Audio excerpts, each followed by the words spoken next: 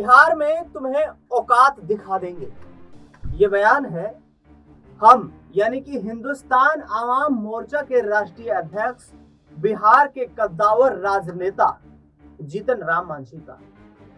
जीतन राम मांझी बिहार के पूर्व मुख्यमंत्री तो रह चुके हैं, लेकिन अब एनडीए से मोह भंग हो रहा है क्योंकि बिहार में विधानसभा चुनाव का बिगुल बज चुका है। इस साल के अंत में बिहार में विधानसभा के चुनाव होने वाले हैं और उन चुनावों को लेकर जीतन राम मांझी की पार्टी हम यानी कि हिंदुस्तान आवाम मोर्चा ने जिस तरीके से कमर कस ली है, कहीं ना कहीं बिहार में दलित वोट बैंक के सहारे जीतन राम मांझी एक बड़ी सियासी और मजबूत पारी खेलना चाहते हैं। लिहाजा अब क्या आने वाले वक्त में जीतन राम मांझी एनडीए गठबंधन को टाटा बाय बाय कहते हुए नजर आएंगे, बड़ा सवाल है। और बड़ा सवाल इसलिए भी है क्योंकि बिहार की राजनीति का समीकरण देखा जाए तो जातीय फैक्टर बड़ा यहाँ पर अहम रहता है, क्योंकि जातीय फैक्टर के आधार पर ही पार्टियां ये निर्धारित करती हैं कि किसे चुनावी मैदान में उतारा जाए और किसे किस तरीके से कहां से चुनाव लड़ाया जाए ताकि सत्ता में वापसी हो पाए। इसी आधार पर नीतीश कुमार पिछले 20 सालों से लगातार बिहार के मुख्यमंत्री बनते आ रहे हैं। 9 बार बिहार के मुख्यमंत्री के तौर पर वो शपथ ले चुके हैं और ऐसे में अब सबकी नजरें नीतीश बाबू पर भी टिकी हुई है, क्योंकि नीतीश क्या सियासी उलटफेर करने के लिए जो एक उन्होंने अपना रवैया बनाया हुआ है, जो जिस तरीके से वो एक सियासी पारी को बदलने में, एक खेमे से दूसरे खेमे में जाने में माहिर माने जाते हैं, या 2025 में बिहार में बीजेपी के साथ टिक पाएंगे?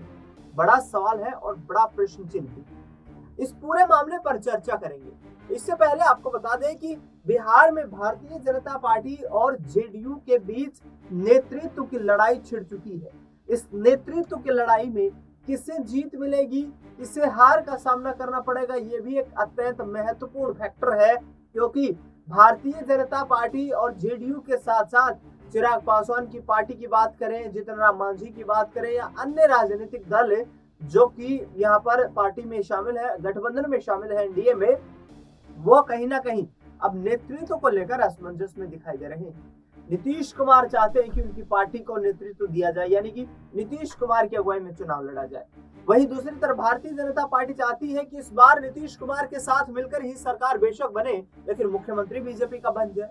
विजय चौधरी, विजय सिन्हा जिस तरीके से जो तमाम बयान देते हुए नजर आ रहे हैं, सम्राट चौधरी जो बयान दे रहे हैं, उससे साफ तौर पर यह प्रतीत होता है कि बिहार का राजनीतिक समीकरण अभी भारतीय जनता पार्टी और जेडीयू के बीच ये साफ नहीं हो पाया है कि कौन सी पार्टी कहां से चुनाव लड़ेगी और किस आधार पर आगामी रणनीति तैयार करेगी। लिहाजा चर्चा करते हैं यहाँ पर तेजस्वी यादव की। तेजस्वी यादव भी इन दिनों नीतीश कुमार सरकार पर जमकर हमलावर हो रहे हैं, किसानों के मुद्दों को लेकर, महिलाओं के मुद्दों को लेकर के, अपराध को लेकर के जिस तरीके से जो तमाम दावे करते हुए नजर आ रहे हैं। यहाँ तक कि 2025 का विधानसभा चुनाव जीतने के लिए उन्होंने जिस तरीके से पहले ही बाजी मारने की तैयारी कर ली है, एक प्रेस कॉन्फ्रेंस में जिस तरीके से जो बड़े दावे करते हुए नजर आए, उससे कहीं ना कहीं एनडीए गठबंधन की नींद जरूर उड़ गई होगी। सुनिए तेजस्वी यादव क्या कुछ कहते हुए नजर आ रहे हैं। सबसे ज्यादा वही झेलती है।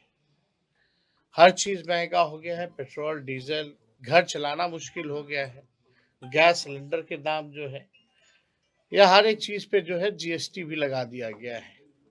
तो घर में कोई बचत नहीं हो पाता। परिवार में कोई बीमार पड़ जाए तो घर का बजट जो है वो बिगड़ जाता है।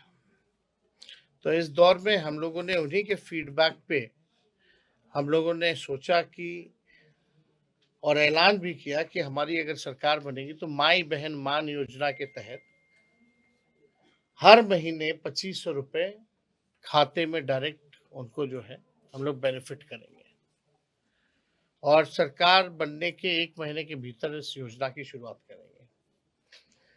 बिजली स्मार्ट मीटर से लोग परेशान हैं, जो फीडबैक मिला। लैंड सर्वे जो दाखिल खारिज हो रहा है, भ्रष्टाचार बहुत ज्यादा हो रहा है, लोग उससे भी तबाह है, जो फीडबैक मिला। तो हम लोगों ने कहा कि 200 यूनिट फ्री में बिजली हम लोग देंगे, क्योंकि बिहार में बिजली का जो रेट है, पूरे देश में सबसे महंगा बिजली अगर उपलब्ध होता है तो बिहार में होता है। तो 200 यूनिट फ्री बिजली जो है हम लोग लोगों को मुहैया कराएंगे। साथ ही साथ जो वृद्धा पेंशन है, औरंगाबाद में हम लोग हैं, बगल में ही झारखंड है, वहाँ चले जाइए तो 1000 रुपये वृद्धा पेंशन है। सामाजिक सुरक्षा पेंशन, चाहे दिव्यांगों का हो, चाहे विधवा का हो या वृद्धा का हो, 400 से हम लोग बढ़ा करके इसको 1500 रुपये हम लोग करेंगे।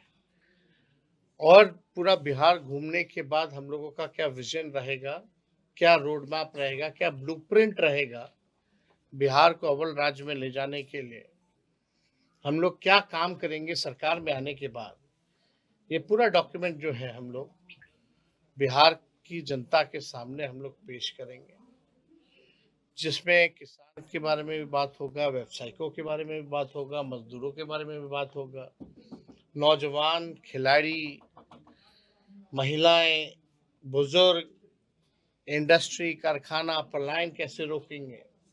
तो जो भी समस्याएं हैं बिहार में, उसका हम लोग जो है विजन लोगों के सामने रखेंगे, पेश करेंगे। हम लोगों ने जो कहा वो हम लोगों ने किया। 17 महीने जो हम लोगों की सरकार रही, हम लोगों ने 5 लाख नौकरी दिया, 3.5 लाख प्रक्रियाधीन है। कोई पेपर लीक नहीं होता था, आज जैसे हो रहा है, या पहले हम लोगों के पहले आने से पहले सरकार में भी पेपर लीक हुआ 18 साल, अभी फिर शुरू हो गया। नियोजित शिक्षकों को राजकीय कर्मी का दर्जा दिया, 4.5 लाख नियोजित शिक्षक जो थे। मानदेय तालमी मरकज हो, विकास मित्र, टोला सेवक, शिक्षा मित्र, आंगनबाड़ी, आशा, ममता के मानदेय को हम लोगों ने दुगुना किया। हम लोगों ने जो है स्वास्थ्य में जो है काम किया। लगभग 700 ऐसे डॉक्टर जो थे उनको हम लोगों ने बर्खास्त किया, जो 10 साल से नहीं आ रहे थे, ड्यूटी नहीं कर रहे थे। हम लोगों ने IT policy, sports policy, tourism policy बनाया, और खिलाड़ियों को भी हम लोगों ने मेडल लाओ नौकरी पाओ जैसी योजना की शुरुआत करके 73 ऐसे खिलाड़ी जिन्होंने बिहार और देश के लिए मेडल लाया, उनको भी हम लोगों ने नौकरी ही नहीं दिया, बल्कि डीएसपी रैंक तक का उसका प्रावधान हम लोगों ने किया। जाति आधारित गणना कराया, हम लोगों ने आरक्षण की सीमा 65% की।